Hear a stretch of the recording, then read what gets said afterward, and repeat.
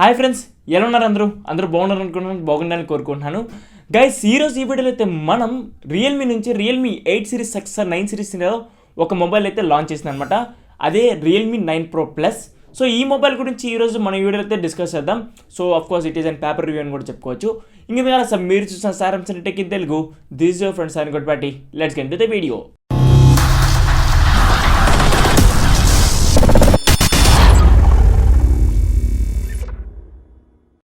Guys, ఇంక దీని యొక్క స్పెసిఫికేషన్లో ఫస్ట్ దీని యొక్క డిస్ప్లే చూసుకుంటే ఇది వచ్చేసరికి 6.4 inch full HD plus AMOLED display అనమాట.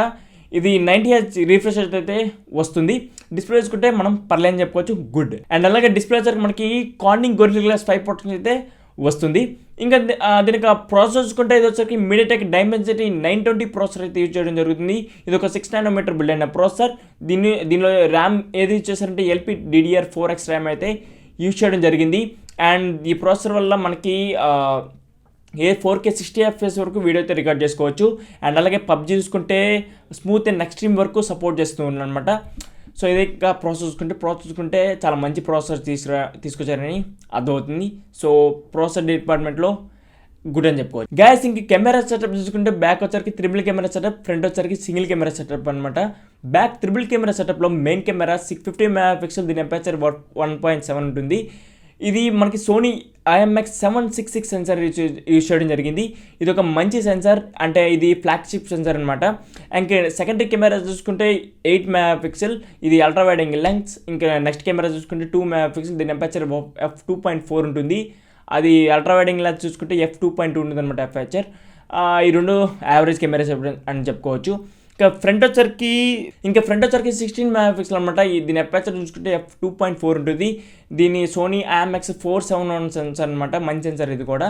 ఇంకా బ్యాక్ వీడియో డిపార్ట్మెంట్కి వచ్చేసరికి బ్యాక్ 4K 60 FPS వరకు వీడియో అయితే రికార్డ్ చేసుకోవచ్చు.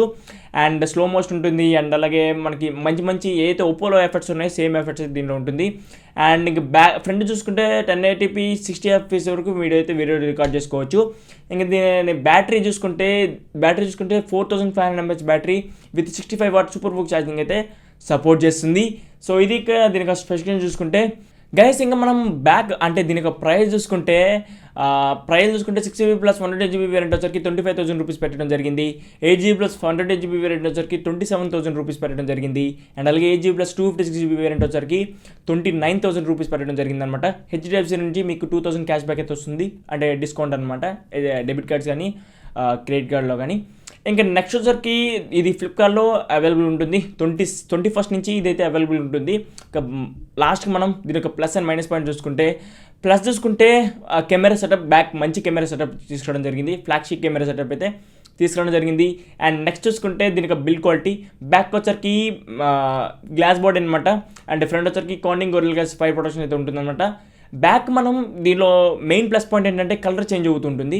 ఫస్ట్ మనం బ్లూ కలర్లో కనపడుతుంది కదా, అది బ్లాక్ అంటే అది గోల్డ్గా అయితే చేంజ్ అవుతుంటుంది. ఒప్పో రీసెంట్గా తీసుకురావడం జరిగింది కదా, ఒప్పో రెనో 7 అనుకుంటా, 7 Proలో. దాంట్లో అయితే మంచి ఇలాగే కలర్ చేంజింగ్ అవుతుంటుంది అనమాట. సేమ్ టెక్నాలజీ దీనిలో కూడా యూజ్ చేయడం జరిగింది. అండ్ అలాగే దీనిలో ఒక ప్లస్ పాయింట్ ఇంకోటి ఏంటంటే AMOLED display 90Hz refresh rate ఉంటుంది.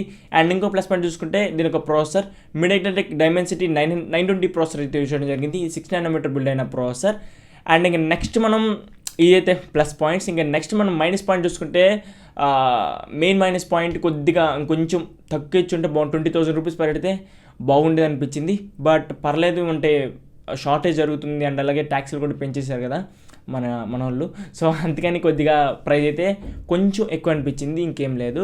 అండ్ ఇంకా బిల్డ్ క్వాలిటీ కొద్దిగా మార్చుంటే బాగుండేది అనిపించింది, అంటే పాలికార్బోనేట్ ఫ్రేమ్ అయితే వస్తుంది, అది కొంచెం మార్చుంటే బాగుండేది. ఇంకా నెక్స్ట్ వచ్చరికి దీనిలో స్టోరేజ్ అయితే వాళ్ళు ఇచ్చిన స్టోరేజ్ అయితే మీరు ఉంచుకోవాలన్నమాట. ఇంకా ఎక్స్టెండ్ చేసుకునే అవకాశం లేదు, ఎందుకంటే మైక్రోఎస్డి స్లాట్ అయితే తీసేశారు. ఓన్లీ డ్యూయల్ సిమ్ కార్డ్ అయితే పెట్టుకోవచ్చు మీరు. మైక్రోఎస్డి కార్డ్ అయితే మీకు సపోర్ట్ లేదు, ఎక్స్టెన్షన్ మెమరీ అయితే లేదనమాట దీంట్లో. ఇది ఒక మెయిన్ మైనస్ పాయింట్ అని చెప్పుకోవచ్చు. సో ఇదనమాట. ఇంకా అదనపు ఫీచర్ చూసుకుంటే డాల్బీ అట్మాస్ సపోర్ట్ చేస్తుంది, హై రెజల్యూషన్ ఆడియో సర్టిఫికేట్ అయితే పొందింది. అండ్ అలాగే స్టీరియో స్పీకర్స్ అయితే వస్తుంది అనమాట. LPDDR4X ర్యామ్ అయితే వస్తుంది ఇది.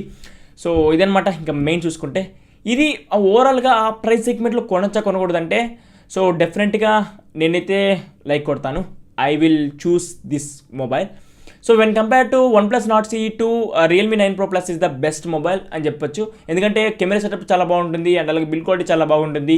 యూఏ కూడా పర్లేదు, చాలా కస్టమైజ్ చేసుకోవచ్చు ఈ రియల్మీ యూఏలో. మనకి ఇష్టం వచ్చినట్టు కస్టమైజ్ చేసుకోవచ్చు అనమాట. ఇది కలర్ వాయిస్ బేస్ అయిన యూఏ అనమాట ఇది. సో మంచి పర్లేదు, బాగానే అనిపిస్తుంది. మీకు యాడ్స్ అయితే ఏమి రావు. సో కొద్దిగా మనం ఇష్టం వచ్చినట్టు కస్టమైజ్ చేసుకోవచ్చు యూఐ.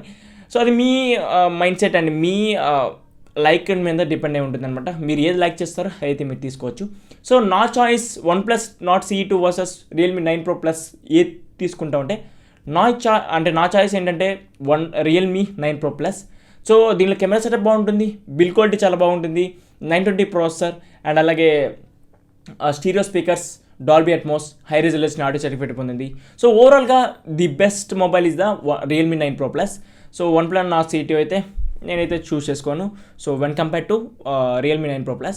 సో అయితే ఈ వీడియో కొద్దిగా త్వరగా అయింది అనుకుంటున్నాను.